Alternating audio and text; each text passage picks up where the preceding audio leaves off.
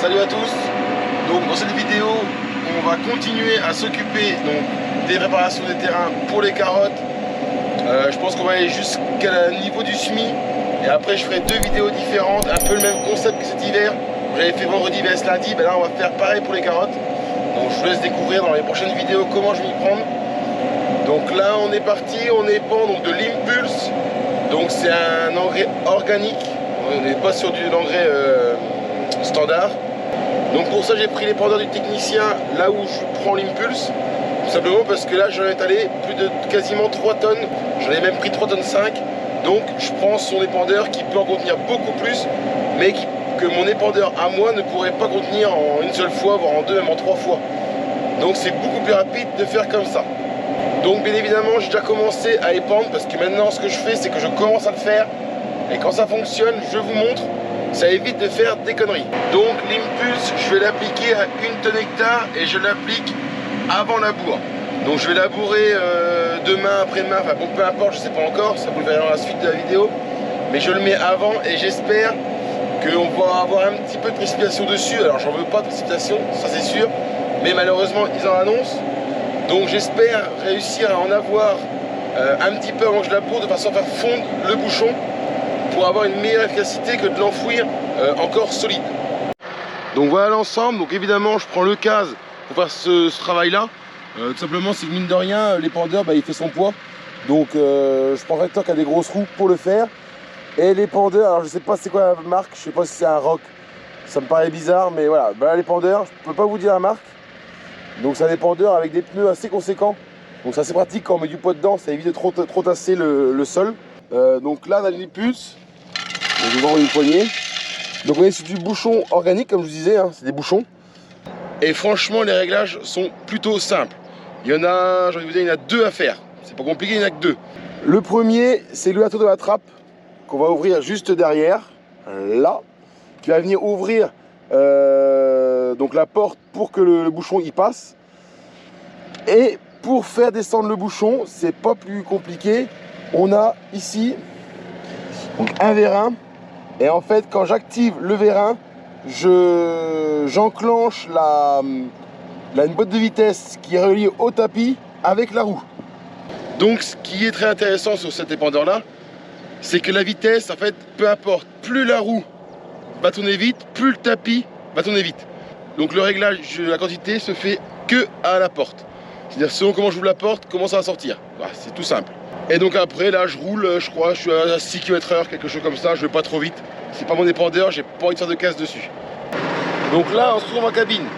Donc ce que je vais faire, c'est que je vais commencer par activer le tapis avec la vitesse de la roue. Donc là, je vais mettre un petit peu hydraulique pour baisser le vérin et l'enclencher. Et donc après, j'ai plus qu'à activer la prise de force pour activer les disques qui vont permettre d'étaler l'Impulse. Et normalement, alors je ne vais pas parler pendant que je le fais, contrairement au roto. Et normalement, si tout se passe bien, sous la plaque jaune, quand je vais avancer, le tapis est censé tourner. On va essayer, mais je parle plus parce que ça fait pas du bruit.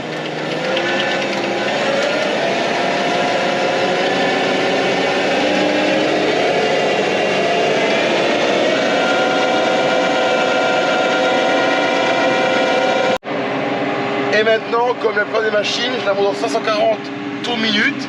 J'ai plus qu'à avancer. Alors la largeur, je ne la connais pas. Moi, je me fie à mes passages de vibro.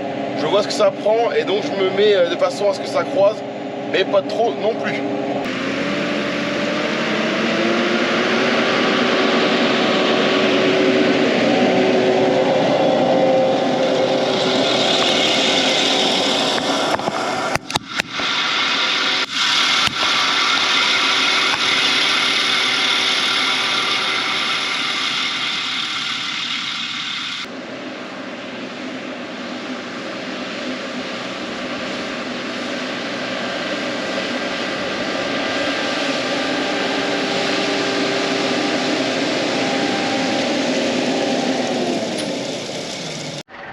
Bon, donc là je viens de faire le champ qui est ici qui fait 1 hectare et 2 petits champs à côté qui font 0,8 à 2, donc ça fait quasiment à peine 2 hectares de fait. Et je voulais de l'eau, ça tombe bien, en voici. De toute façon on en a tous les jours, c'est pas compliqué. Donc là ce que je vais faire, c'est que je vais leur mettre l'épandeur pour la route, parce que je vais reprendre la route.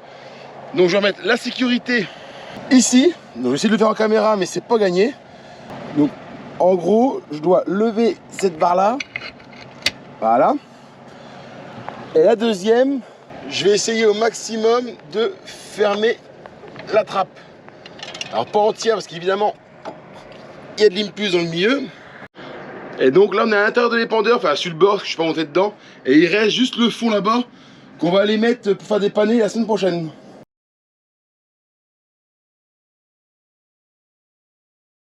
Bon, du coup, on se retrouve donc 2 jours plus tard. Ça y est, c'est parti. La charrue est attelée. On va enfin élaborer des terrains pour faire des carottes. Alors, pas vraiment, parce que j'ai déjà labouré hier. Hier après-midi, j'avais déjà fait 3 champs, donc pour les carottes justement. Et donc là, on va faire un champ qui va être pour paner la semaine prochaine. Mais on va prendre de l'avance de façon à ce que le terrain ressèche. Comme c'est très humide, j'ai vu quand j'ai labouré hier, même du sable, c'est très humide. Donc, je vais prendre de l'avance. Ils n'annoncent pas de vent, donc pas de risque de volage. Et surtout que la semaine prochaine risque d'être une semaine assez chargée. Alors je vais voir si Gérard revient ou pas. Parce qu'on va essayer de semer pas mal de carottes et dépanner. Donc il va falloir être présent. Et aussi depuis que j'ai mis l'impulse, on va en tas de chercher de l'engrais que j'ai stocké au garage. Et j'ai aussi Bactériosol qui a ramené les bouchons qu'on met sur les carottes. Donc il était vraiment temps qu'ils les amènent. Parce que j'en ai besoin cette semaine.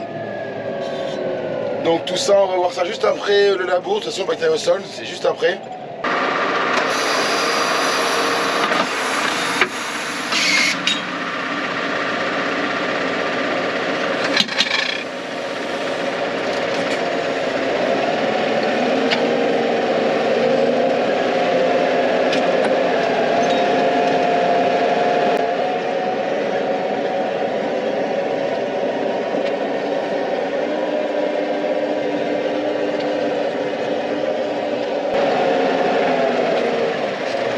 Bon, ça y est, je suis arrivé au champ.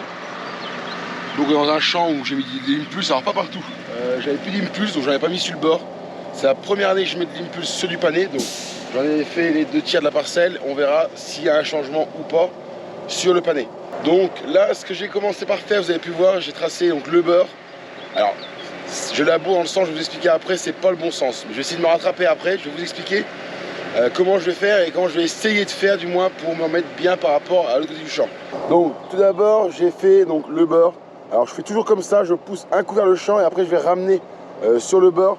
Donc en fait ce que je vais faire c'est que je vais venir rouler, mettre ma roue sur le 3e sillon, donc 2e côté du beurre, et bon c'est 3e sur la charrue. Et je vais venir remettre le sable jusqu'au beurre pour remonter un peu le niveau du talus. Et quand je fais le beurre, j'essaie de mettre ma roue de façon à ce que la roue, elle ne pose pas. Vous voyez là, elle est à l'envers. Normalement elle devrait être là la roue. Donc j'essaie de la mettre à l'envers pour pouvoir que le 4e socle qui est là soit plus bas pour venir faire le beurre plus profond. Et donc maintenant je vous disais que j'étais à l'envers. Tout simplement le fossé qui est là-bas, lui il est droit. Et ici je suis pas droit du tout. J'ai un petit virage qui fait que j'ai un petit raccoin du champ. C'est pas énorme hein, mais ça m'ennuie parce que je suis pas droit. Donc ce que je vais faire c'est que plus loin je vais essayer de reprendre, parce qu'évidemment il y a des traces. Je vais essayer de me reprendre une ligne, peut-être celle-là, qui normalement est droite par rapport au talus. Et je vais venir labourer jusqu'à cette ligne-là. Et après, j'en ferai une ligne droite, et puis après, c'est parti. Et je pense que je vais arrêter là le labour après. Je fais ce champ-là et j'arrête. Tout simplement, la météo vient de changer. La semaine prochaine, c'est de l'eau lundi, mardi. Finalement, apparemment, il n'y aurait plus d'eau et même pas beaucoup de vent. Donc, je pense que j'irai début de semaine labourer les terrains qui sont encore très humides, enfin les buts. Et puis, par contre, ils annoncent du vent vendredi et samedi. Alors, pas beaucoup, mais ça va pas nous nuire, puisque je devais semer 2 parcelles de carottes au week-end. Donc j'espère que je vais pouvoir le faire quand même malgré le vent qui va arriver.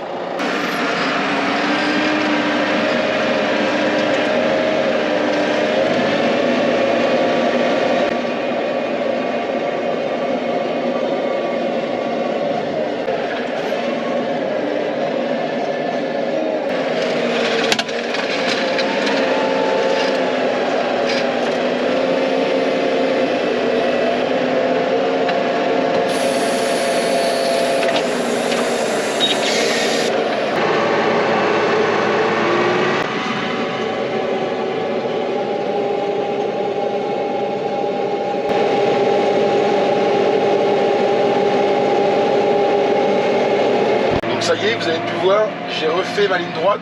franchement, je pense qu'elle est pas si mal que ça. Maintenant, reste à voir si elle est bien par rapport au fossé de l'autre côté. Mais je pense que vu les traces de vibro, je dois pas être trop mal.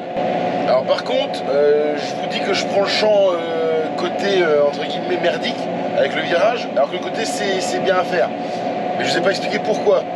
Donc je m'attends déjà à vos commentaires en disant bah oui, mais pourquoi tu prends pas dans l'autre sens? Ce serait beaucoup moins chier que comme tu viens de faire. Donc je suis tout à fait d'accord avec vous, j'aurais pu prendre dans l'autre sens. Sauf que quand on laboure, en fait, une année on laboure à droite, une année on laboure à gauche. Donc comme l'année dernière, c'était du poireau, on avait commencé par le fond là-bas, j'avais commencé à labourer par là-bas. Donc aujourd'hui, je dois forcément labourer dans l'autre sens et reprendre de l'autre côté du champ et les côtés où c'est pas le plus pratique. C'est bien pour ça que j'ai pris le champ à l'envers. Mais maintenant, si vous regardez derrière moi, vous voyez, c'est droit. J'ai plus qu'à faire des allers-retours et finir le champ comme ça. Et normalement, je devrais pas être trop mal. On verra à la fin si ça correspond. Bon, ça y est, donc du coup, je suis quasiment quitte du champ. Alors, je vous ai pas repris tant que je labourais. Tout simplement, je suis en train de faire un live TikTok. Donc, ça permet de m'occuper un peu quand je laboure et discuter avec les gens. C'est super sympa. Donc, surtout, n'hésitez pas, c'est TikTok, à venir me voir, vous abonner. Quand je fais un live, si vous pouvez passer, bah, on peut discuter. Ça peut être sympa et des questions que vous avez à me poser, n'hésitez pas, moi je réponds avec plaisir. Donc deux choses pour la fin du labour. Donc premièrement, je suis dans une zone où j'avais mis de l'impulse, donc je vais le prendre ici et ah bah pas évidemment, pas celui-là. Je vais prendre celui-là qui a été posé il y a 2 jours et quand j'appuie dessus, voilà, j'arrive déjà à le casser. Alors pas tous, hein, vous allez voir tout à l'heure, le premier que j'ai pris, voilà, il se casse mais il est encore trop dur. Ça n'a pas pris assez d'humidité dessus, mais bon, il y en a eu un petit peu. Certains je vais faire un peu l'affaire, vous voyez, ça se casse vraiment, vous voyez, quand je les prends. Donc ça c'était la première chose. Et la deuxième, vous pouvez voir derrière moi, je suis arrivé au pied du talus et on va regarder. Franchement, tout le début, je suis pas trop mal, il n'y a qu'à la fin. Quand je me retrouve là, il reste juste une bande là à faire. Donc ce que je vais faire, c'est que je vais venir faire un petit beurre ici, même pas, je pense que je vais faire qu'une une seule fois. Je vais voir comment ça va faire quand je vais labourer. Mais sinon, voilà, le terrain, il faut labourer. Ouais, pas la partie la plus humide du champ. Il y a du sable encore qui est très très humide, enfin ça va, mais c'est vraiment censé être sec à la saison ici et pourtant vous voyez. Alors après il n'y a rien de méchant, c'est prévu que la semaine prochaine. Faut que je voie parce que comme c'est des panés, vous verrez dans la vidéo, je vous en ferai une cette année. C'est pas mon semoir, normalement c'est pas moi qui les sème, mais cette année je les sème.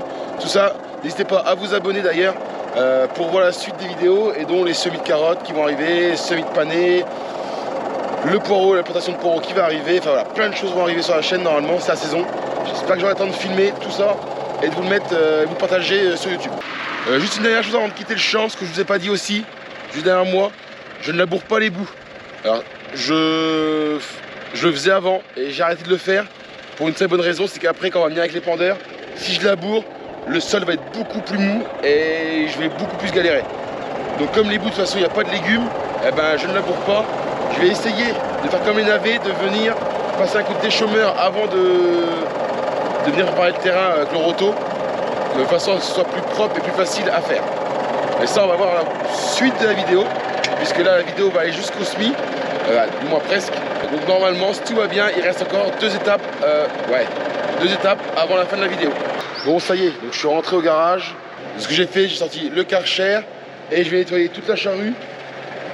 Parce que là, ça y est, je suis quitte normalement jusqu'à la semaine prochaine.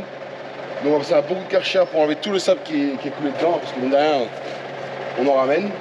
Et puis après, on continuera. Prochaine étape, c'est l'épavage d'engrais, 2 engrais comme d'habitude, hein, comme l'année dernière.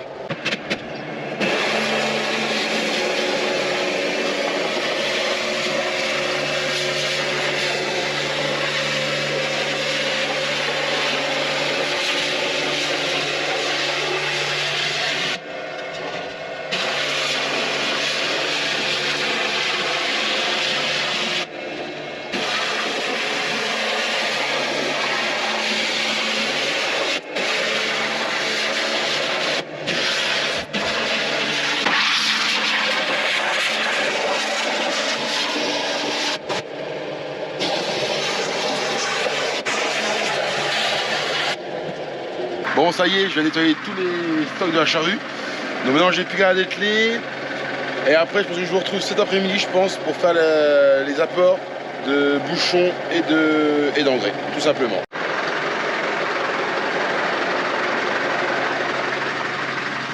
Bon, étape suivante. Alors, j'ai retrouvé Saint-Valentin qui vient des radis. Donc là, je vais le mettre dans la vidéo parce qu'on va aller normalement en faire juste après, enfin, ou demain, on verra, parce que pour l'instant, je peux pas le faire. on va changer toutes les dents du déchômeur. Bon, là me voilà assis sous les déchômeurs. Donc j'ai démonté une dent, vous allez voir quand je dis qu'elles sont usées, ça paraît pas, mais quand on met une neuve à côté, c'est énorme. Donc voilà l'ancienne et voilà la nouvelle. Sachant qu'à la base, c'était les mêmes, hein. C'était identique. Hein. Mais bon, comme quoi en 1 an et demi, ça va vachement user quand même. Et on a aussi les boulons. Je vais remettre des neufs. Parce qu'en fait, je comprends pourquoi je perdais mes dents. Regardez la différence. Ça a été énormément bouffé en fait. Donc maintenant, on va mettre des boulons neufs avec des dents neuves.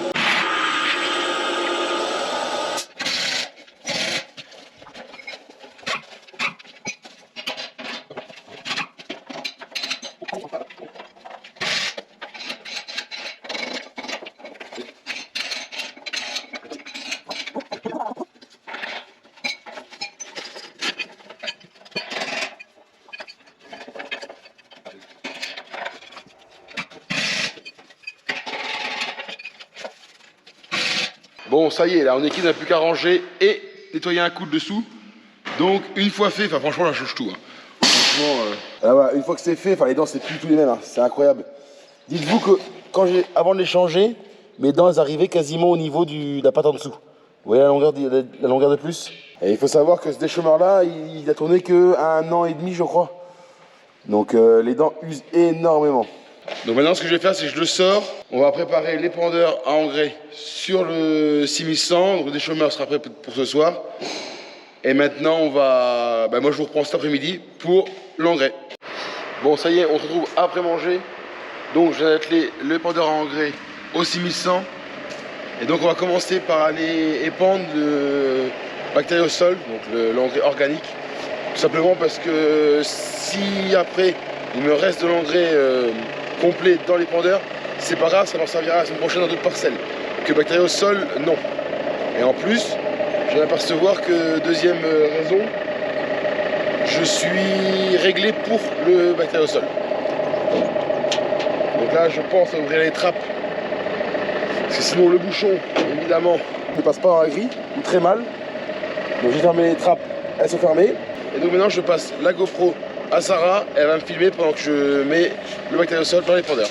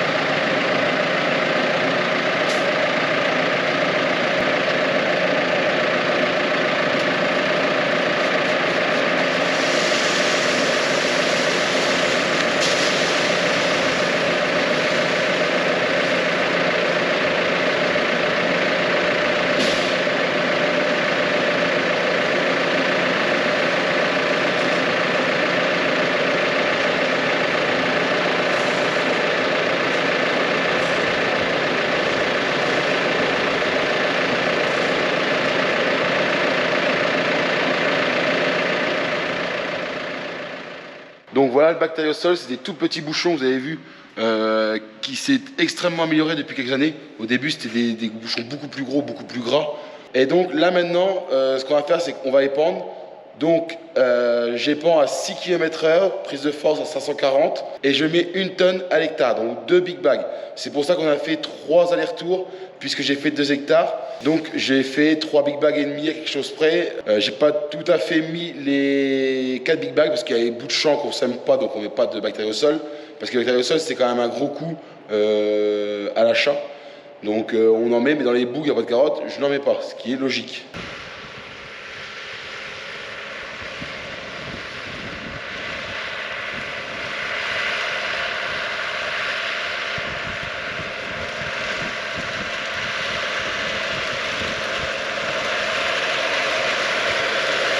Donc comme vous pouvez voir, le bactériosol est appliqué sur le labour avant de venir passer le roto pour faire le semis. Ce qui veut dire que les semis de carottes arrivent très bientôt, puisque les terrains sont presque prêts. Mais juste avant, on va remettre un deuxième engrais, donc un engrais dit complet, donc NPK. Et celui-ci, c'est celui que je suis en train de mettre dans l'épandeur engrais, c'est du 5-10-25 phosphore protégé. Ce qui veut dire que le phosphore va se libérer sur la durée et non instantanément comme un engrais normal, entre guillemets, un engrais standard. Donc là par contre, je peux mettre 2 bigots d'un coup, donc 1 tonne 2, et je vais apporter cet engrais-là entre 400 et 500 kg à l'hectare. Donc là par exemple, l'azote qui a une unité de 5, ça veut dire c'est 5 unités pour 100 kg, j'en amène 500 kg, donc j'en amène 25 unités sur le labour. Encore une fois, on est sur le labour, c'est-à-dire que plus tard il y aura d'autres engrais du même type, alors pas le même, mais du même type, qui viendront se rajouter à la croissance des carottes.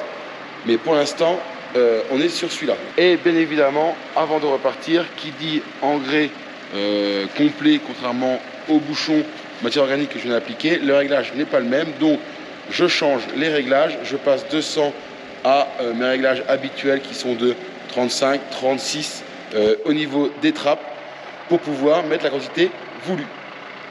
Et après tout ça, on repart au champ. Et là, par contre, la différence, comme je l'ai dit, on part faire tous les champs, même celui qui sera empané la semaine prochaine, qui sera en même temps fait, qui sera prêt à être semé. Bon, ça y est, de retour au garage. Donc, je ne vous ai pas filmé le deuxième engrais. Simplement, j'ai pris les mêmes traces que les premières. Le seul changement, c'est que j'ai fait le champ de pané, comme je vous ai dit tout à l'heure. Et j'allais à 8 km/h au lieu de 6. Sacré changement. Donc, c'est pour ça que je ne vous ai pas filmé une deuxième fois le même travail. C'est pas utile. Et là maintenant, on va faire la dernière étape avant que le terrain soit quitte. Alors, je suis pas obligé de le faire celui-là. Celui-là, je le fais vraiment pour faire les choses propres, on va dire. C'est pas vraiment utile. C'est que je vais aller passer un coup de déchauffement sur les traces de tracteur que j'ai faites. On va aller détasser le terrain avant de passer le roto pour pouvoir semer.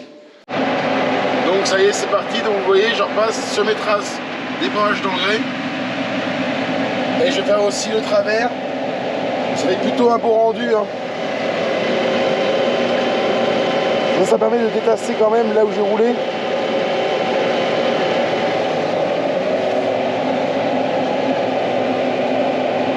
Donc voilà le rendu, le champ une fois qu'il a été labouré, les engrais ont été appliqués et le déchaumeur pour finir, pour faire le plus propre possible. Et maintenant il ne restera plus qu'à semer, mais je pense que la vidéo est largement assez longue et surtout il y a pas mal d'explications je pense à faire sur le semis, donc ça fera l'objet de plusieurs vidéos. Je pense qu'il y en aura au moins 3 sur le semis déjà de prévu, si j'arrive à les tourner. Je garde une réserve tout le temps de ne pas pouvoir les tourner, on ne sait jamais ce qui peut arriver, pris par le temps, la météo qui ne veut pas faire comme on le souhaite.